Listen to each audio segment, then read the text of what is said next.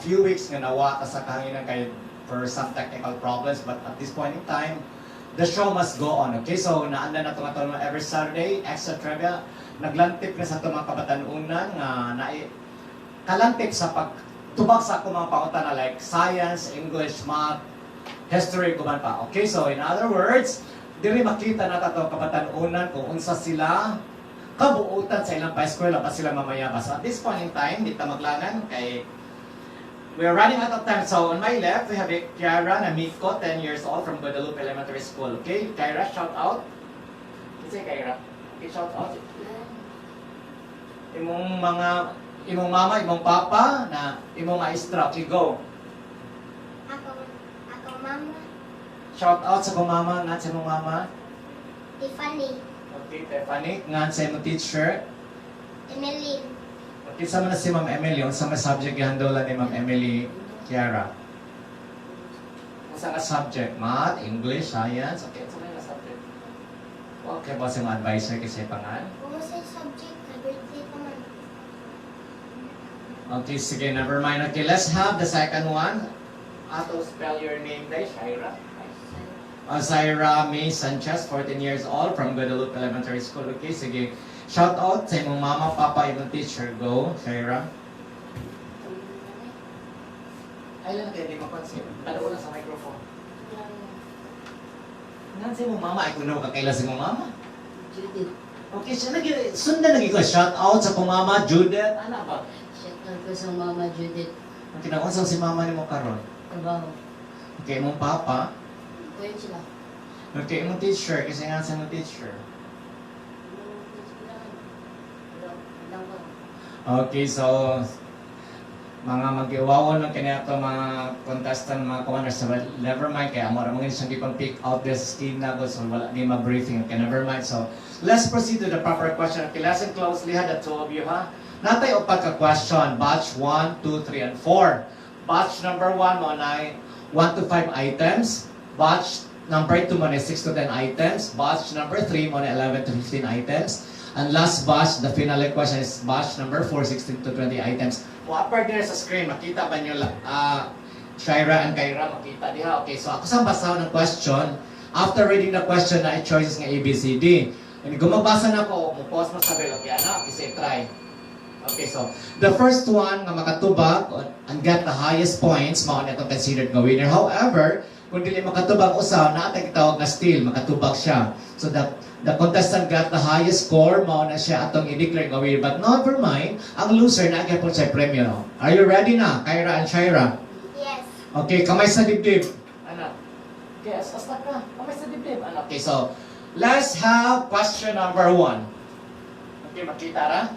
Okay, so what is the primary language spoken in the Philippines? Ako sa basa ng choices. Okay, I repeat.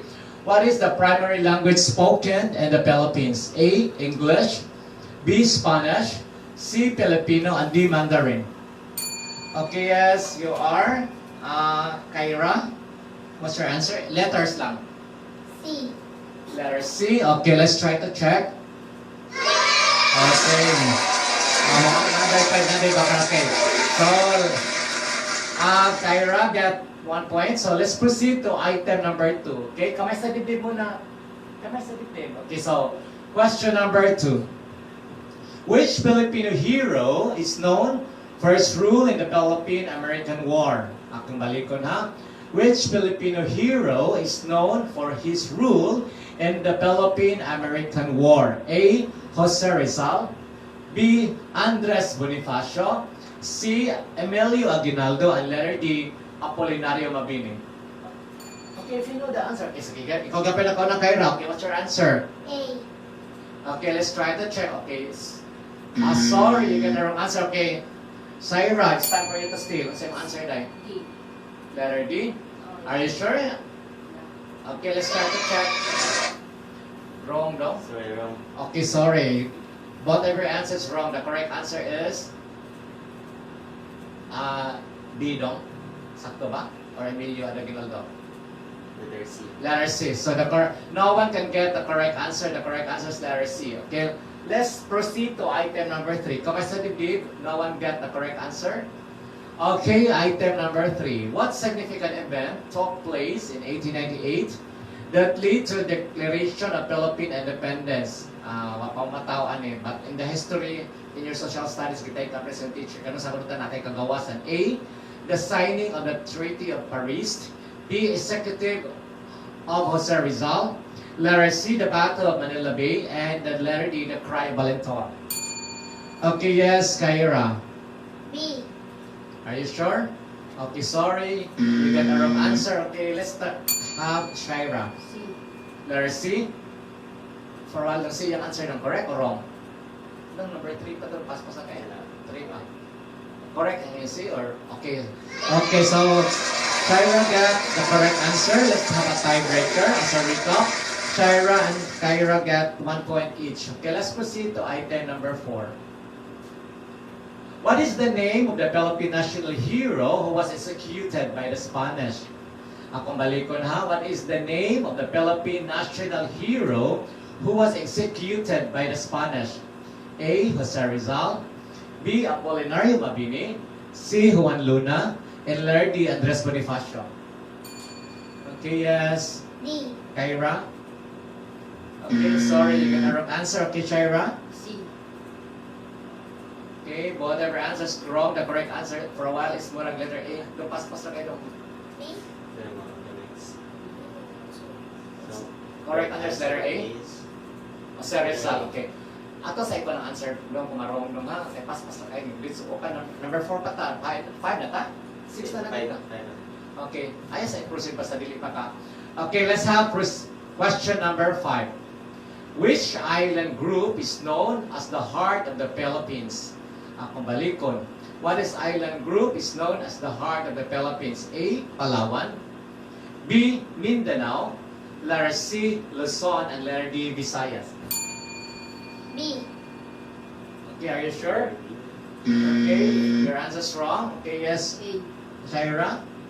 Letter A? Okay, still a wrong answer. Okay, so paita ni, oy, maramag ni magtuon ni mga bata na mayapas man tayo na. Let's pause a break.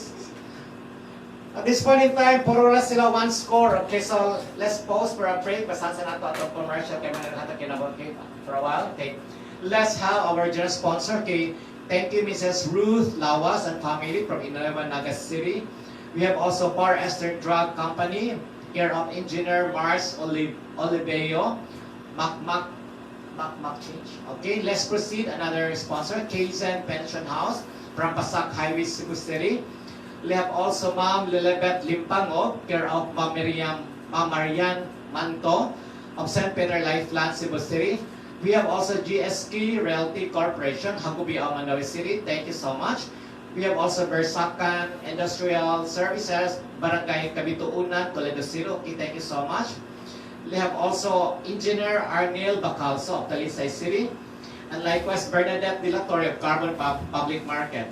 So our original sponsor, thank you so much for patronizing Extra Trivia. Likewise, I would like to thank Ma'am Rebecca Flesh, okay, from Wisconsin, okay? Thank you so much for patronizing Extra Trivia. Okay, let's proceed to item number 6, batch number 2, okay? Number 6 pa tayo. Okay, mathematics na tayo. Okay, please study kay ang score ninyo, layo na tayo kasi tinuod. Okay, tagwan pa yung score na batch number 2 na tayo. Okay, so let's proceed to math. What is 90? Subtraction tayo, minus 27. A, 64. Please focus. B, 63. C, 65. And letter D, 62. Okay, focus. Please, ayok tanaw. What letter? A. Okay, sorry, you didn't know answer. Yes. Shaira? D. Ang 92 ko no, minus 27. Unsa man? 10 minus 7, 3. Kini 8 na lang. 8 minus 2, 6. Okay, asa man? Shaira? D. Letter D daw dong. Okay, so wrong gihapon. The correct answer is letter B. Oh my God. Focus taliho kaya inyong score ay ina mo. Na mo wina ni duha tubag. Way klaro. Okay. If we have 10 apple, okay, sayo na kaniha. Okay, minus na gyapon eh. Okay, subtraction. Focus palihog, Shaira and Saira. Okay, if you have 10 apples and you buy 4 more, how many apples do you have? Addition na ini. Na po, upat. Kaklaro ana, okay. Bisan grade 1, kibaw ani. If you have 10 apples and you buy 4 apples, how many apples do you have? A, okay, patanaw man. A, 12, B, 14, C, 15, and D, 13. Yes, kaya kauna. Okay. B, Okay, let's try to check. Okay. Okay, Kyra got 2 points and Kyra still 1 point. Okay, let's proceed to item number 8. Okay, what is the value of 3 cubes? O ang 3 kapiloon o katulo times. A, 30, B, 6, C, 9, and D, 27. Ana ang procedure taga 3 times 3 times 3 times 3. Katulo siya times. Okay. C, Okay, let's try to check. Okay, sorry. Okay, Shaira. A. Okay, so no one can get answer. Let's proceed to item number 9. What is the sum angles in a triangle? A, 90 degrees. B, 270 degrees. Letter C, 180 degrees. And letter D, 360 degrees. C, Okay, so... Okay, let's have a recap. Shaira got 3 points while Shaira got 1 point. Okay, let's proceed to item number 10. If a book costs 250 pesos and you have 1,000 pesos, how many books can you buy? Okay. Ang libro, kasapto ta mo hatag 250. Ang kwarta gihatan nimo 1,000. Pila ka libro mo mapalit, okay? Presence of mind. A, 4, B, 6, C, 5, and letter D, 3. Okay, yes? C, Okay, so you get the wrong answer. Okay, pabayra, ikaw, it's your time, you're still. 1,000 imong kwarta, simple ra kayo.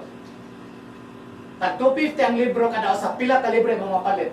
Sige, it's time for you to stay. 4. Okay, sa na letter? A. Okay. Wala naman tagatulog bata ay sa kuha na, hindi mo simple na.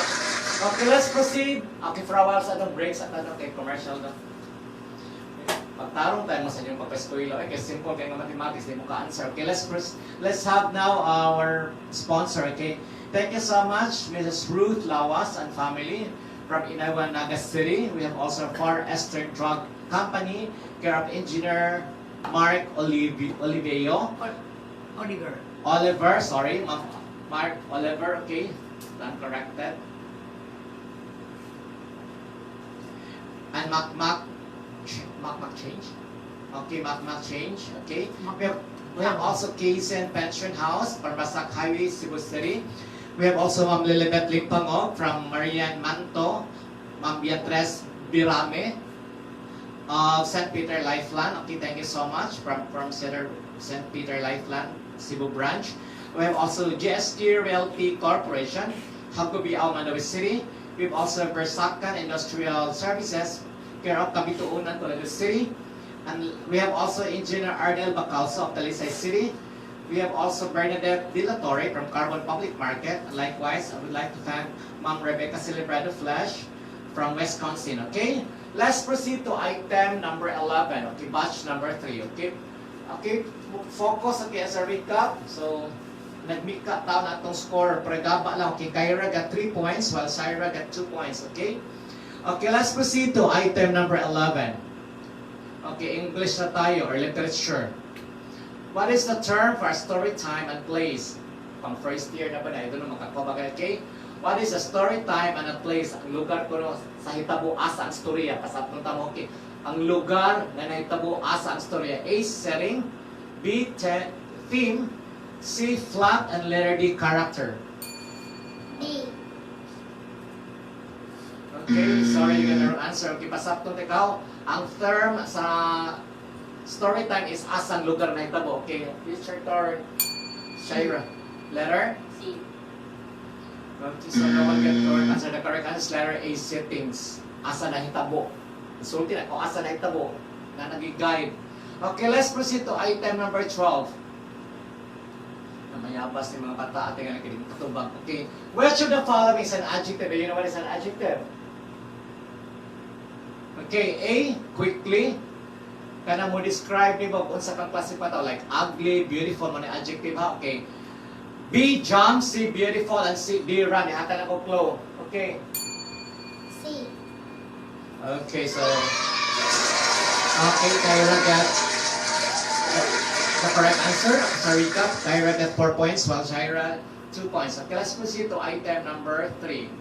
Synonym, parehag meaning. Muna pasok sa synonym, parehag meaning. Okay, what is the synonym of happy?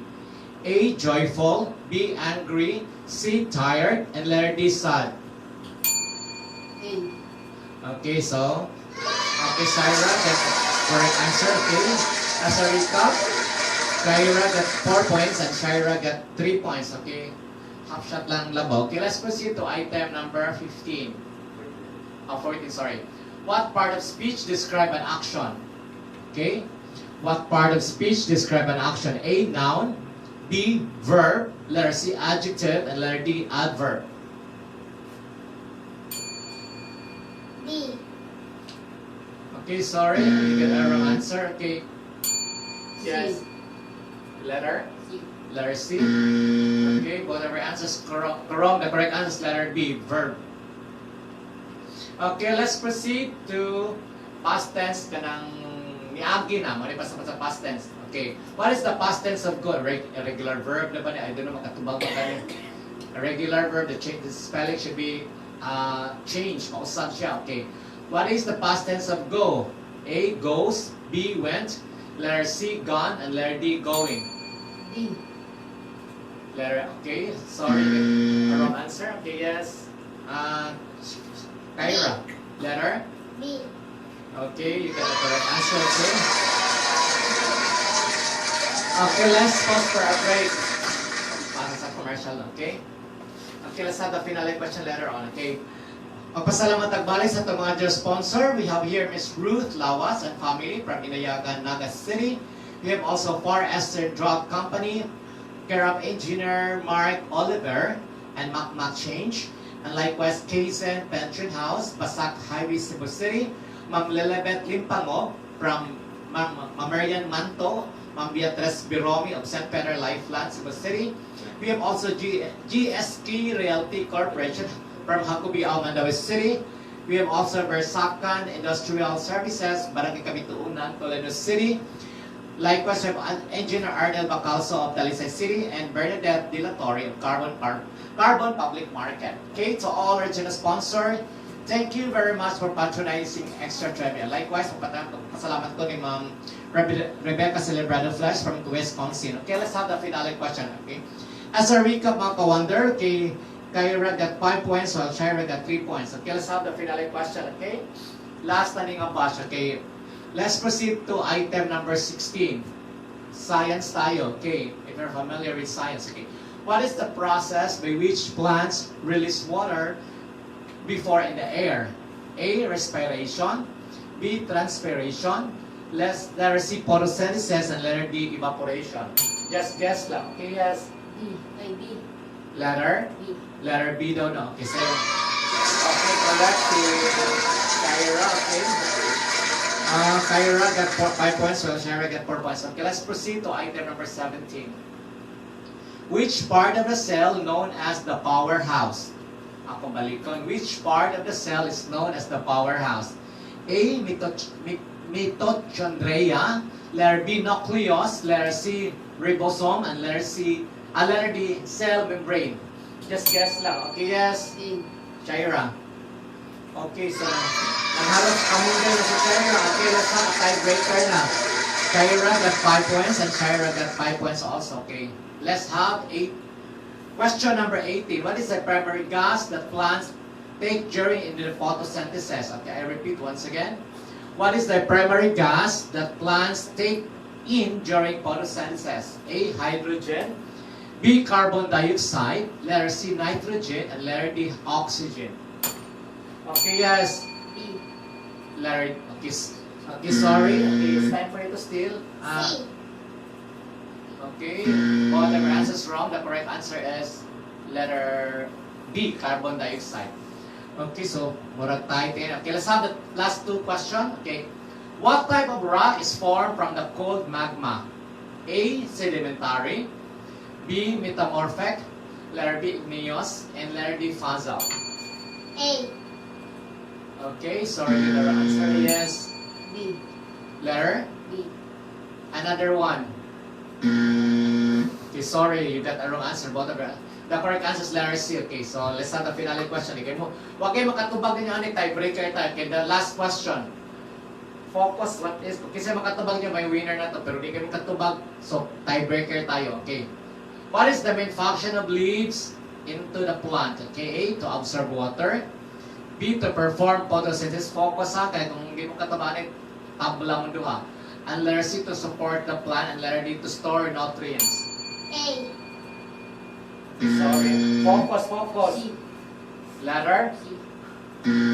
Tiebreaker kita, way nakatubag niya. The correct answer na is letter B. Okay, let's have now for our sponsor once again. Okay, wala tayo matawag gawin ng tabla sila. Okay, once again, let's try to have our dear sponsor, Ma'am Mrs. Ruth Lawas and family from Inayuan, Nagas, Cebu. Masabot lang sana, ipapick up ra man ninyo dungkod. Mga drop out man din yung mga bata. Okay, mo nang wala kay stock knowledge. Okay, let's have another one. For Esther Drug Company, care of Engineer Mark Oliver and Mac Change. We have also KZ Venture House, Basak Highway, Cebu.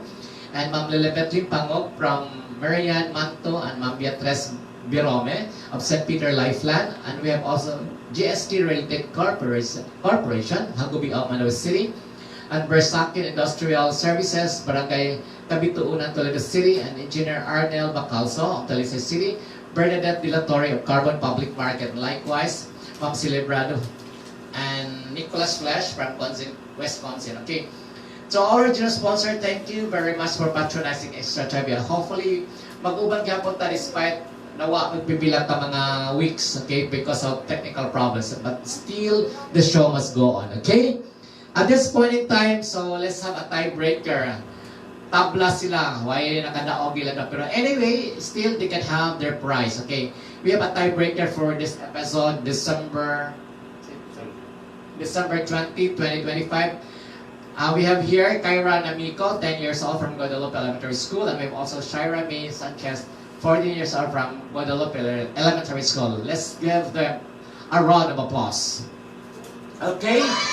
So at this point in time, pasalamat po sa atong pag-uban sa Extra Trivia. Bisag na tayo magkakulian, the show must go on. Okay, until next week, kung napapaghapon to, or maybe next year na day kay manguli naman niya mong mga gwapong OJT sa ilang taksa-taksa ka probinsya. We will reach them probably after na sa New Year, okay? Kung napamaganit tayo another set of Extra Trivia, okay? Once again, this is your Chinito DJ, Sir Vic. Enjoy the rest of the day and the rest of the week, okay? Merry Christmas in advance and Happy Holidays. Goodbye. No pictures, I don't for souvenir.